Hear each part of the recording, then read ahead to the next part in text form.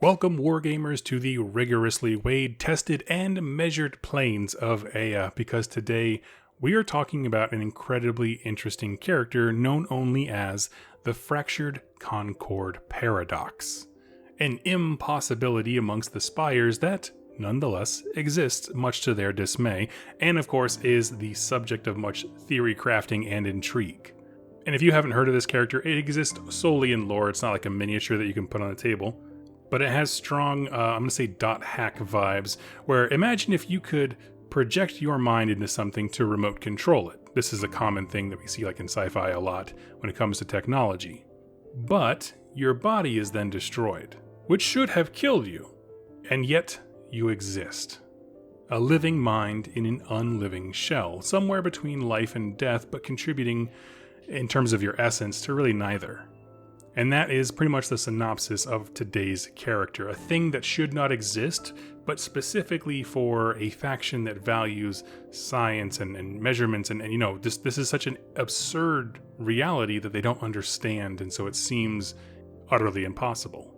And so that is what we are going to talk about today. Now, one thing I'd like to add right up top is that if you like this video and you're interested in Conquest or the Spires as a faction, please consider using the affiliate link in the description down below. You'll save 10% on all your purchases from Bellum, and using that link goes a long way to giving a tip to the channel. It goes a long way to supporting me, my wife, our cats, this whole thing. It's life-changing stuff, and I recently turned off ads here on YouTube because they were getting crazy. So those little bits of help go a very, very long way. And I also want to mention here that I'm part of the Goonhammer media team. So if you are looking for tactics or discussions about Conquest, they do have a small and growing Conquest community over there. It's blog information about list building, the different factions, some kit reviews, all kinds of great stuff. Goonhammer is awesome.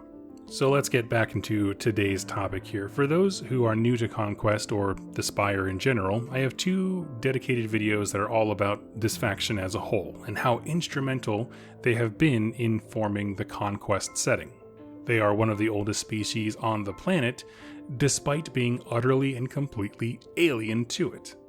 I do encourage you to watch those videos in the playlist down below, but I want to highlight a few lore bits that are extremely relevant to today, right? Foundational stuff that this story is built upon. So to put it really briefly, the Spires are an alien race of pioneers, and more importantly, scientists, that had spread amongst the stars long ago. I know this is a fantasy game, but this is a very sci-fi idea, but I absolutely love it. They are a spacefaring race that came to this planet and essentially started an outpost all across the planet itself. They have these giant constructs that are absorbing nutrients and raw materials from the Earth, the spires themselves, and they are meant to examine, study the planet, also begin to use it in the development of technology and that kind of stuff. Again, lots of scientists, lots of, I guess, colonists is what we would use the word for, but just sent to kind of start seeding this new world. One thing that's really interesting is that the article that this entire video is based off of, which I will have in the link down below as well, is written in a scientific research paper style of like trying to look at these conclusions that are being led to and the actual evidence that they have. So it's a very scientific faction. Well, at some point, something went wrong with their homeworld and they were cut off. So this Spire faction that we know is a bunch of pioneers and scientists with very, very minimal ethics, very high ambition, and a deep love for knowledge and tinkering with things that they shouldn't. One of their big creations that they have for their upper caste to use are called Avatara. If you're not familiar with this, essentially, like we talked about at the beginning, imagine a giant mech suit that you could project your consciousness into. And the idea is that these, rich people or higher ups within their Spire society can sit back comfortably from the protection and safety of a faraway area and then still get that same thrill and bloodlust of combat because their mind is now in a new vessel. And of course, if the vessel dies, who cares? The mind just snaps back to the body. There are a bunch of different kinds of Avatara within the factions, or I should say different types of creatures you can project your mind into is really what I'm getting at. And it's one of the cooler things about the Spire, like all the living things project their minds into automata, and all of the fighters are these like grown drones and clones and all these things that are very meaningless to them. It's pretty sweet. So with those foundational bits, covered, where does the Fractured Concord fit into all this? Well, our story begins with a somewhat humble scientist named Shade of Vermilion. If you don't know, the spires have these very interesting names that conjure all kinds of imagery. They're very strange. They don't have names like Bill or George. They're always these nice mouthful of concepts. Shade of Vermilion. The youngest of the Vermilion lineage to have survived the calamity, meaning the falling apart of whatever happened back at home, the time that they were severed from their home planet. Now, of note, during the schism that fractured these exiled aliens here, when the dust had settled and what we know as the exiles, those aliens, had split into a different faction. So we have the Spires, the Weaver Courts, and another one that's just escaping my mind right now. But we have these different factions of them. And, when that split first happened, everyone's kind of looking at each other with a lot of suspicion. This is the son of a nobleman who apparently was very influential in this divide. And so he was just viewed upon with a lot of intense, I don't trust you. You're working for the other guys kind of a thing. Like, nobody trusts anybody in a civil war. So he was safe, but under a lot of scrutiny. And he was treated like a rich kid that didn't have much value. But they kept an eye on him, right? He's got a few opportunities. Yeah, he's real. He's not a clone or anything.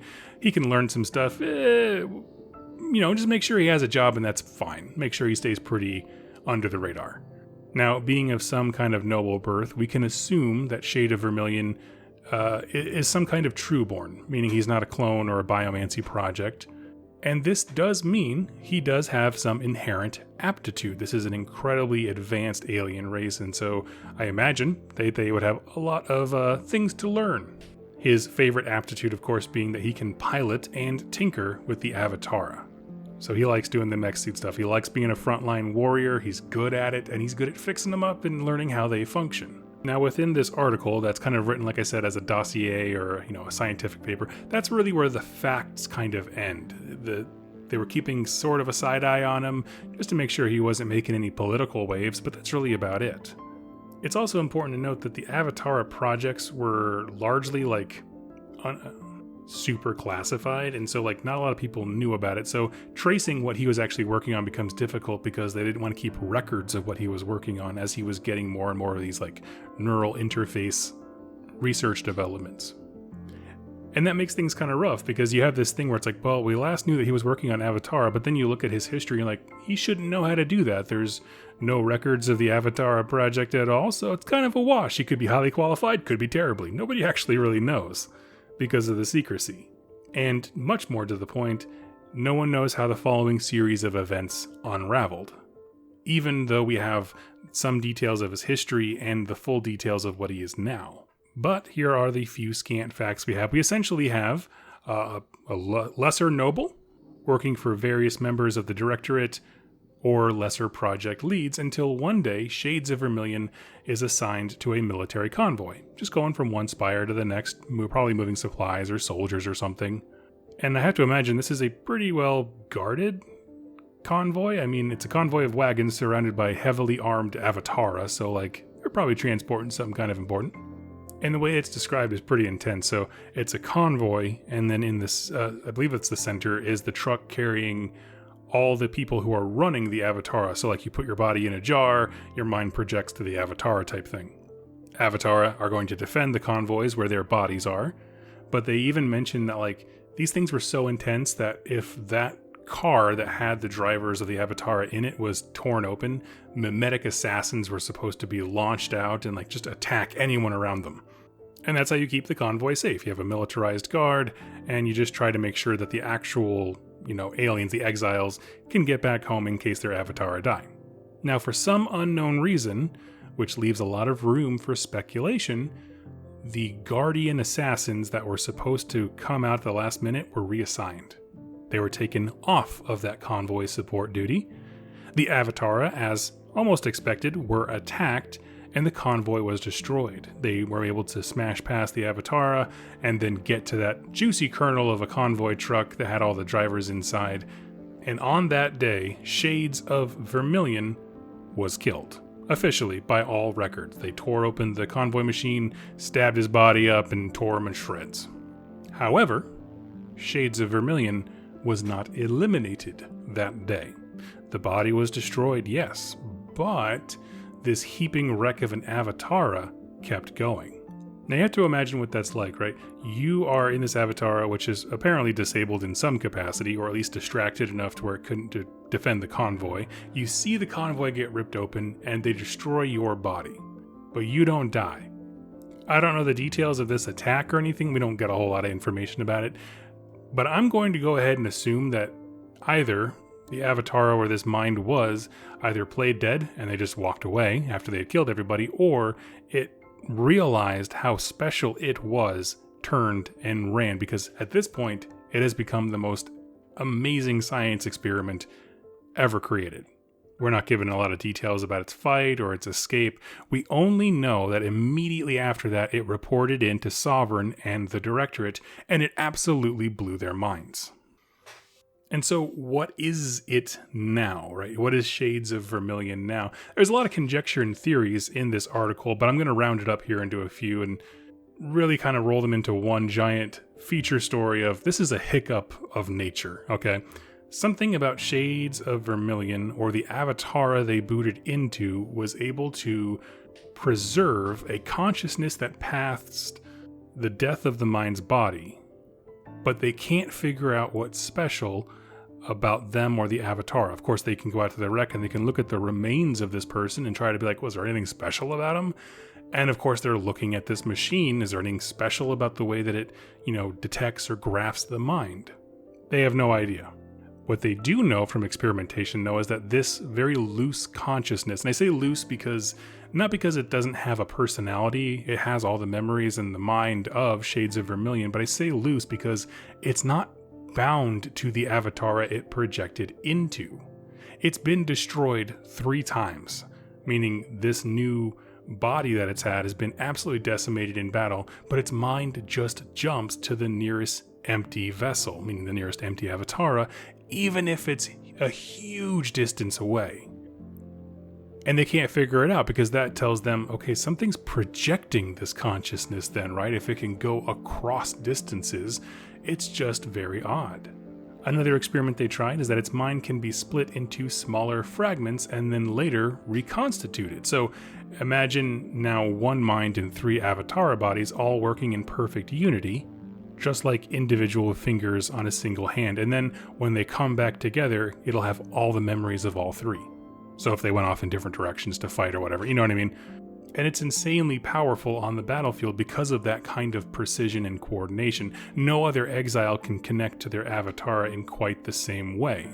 And so because this is functionally a new kind of sentience, a new kind of being, they saw fit to rename Shades of Vermilion and redubbed it as the Fractured Concord Paradox, which is a rather verbose way of saying the harmonious link between exile and machine done been broke and we don't have a clue what this thing is. And so let's talk about why is this cool. There's a lot of things here. The article leaves enough room and speculation for some very cool plot points. So, for example, was this planned? Was it planned by Shades of Vermilion? Was he working on a thing that would, basically allow his brain to be scanned in a unique way and he's just not sharing? Was there some other spire of the Directorate who was making a thing that could scan minds or whatever and just didn't tell him? So he's like the guinea pig, and maybe everyone on that convoy was supposed to die to test this. And in fact, that's actually a good point. Who relieved the assassin guards, leaving this convoy without a last line of defense, just in case this exact situation were to happen? And I like that kind of stuff because that's where you get into like conspiracy stuff. And that's really what the spires are great for, because all of these scientists are competing with each other, sabotaging one another, trying to do super like horrific guinea pig tests. It could absolutely be that this guy has no idea what's happening. And there's some spire, overlord in the corner going like, "Mwah," in the shadows, who is irrelevant to the entire tale. Because they would do that to each other. Of course, they don't care about each other. And they have a lot of great theories about like what is keeping this mind tethered and how does it link to unrelated Avatara. I don't know, there's just a bunch of cool little threads you can pull on. It's a very fun read and I highly recommend it. Like I said, I have the link to their specific article about the Fractured Concord down below. Go check it out. And if you don't know, Avatara are some of the coolest stinking models that Bellum has, just out of the gate. But let me know your thoughts in the comments down below. Do you have a model that you have painted separately or done anything different to have a Fractured Concord feel to it? I would love to know. Let me know in the comments down below, and I will catch you next time. Happy wargaming, friends.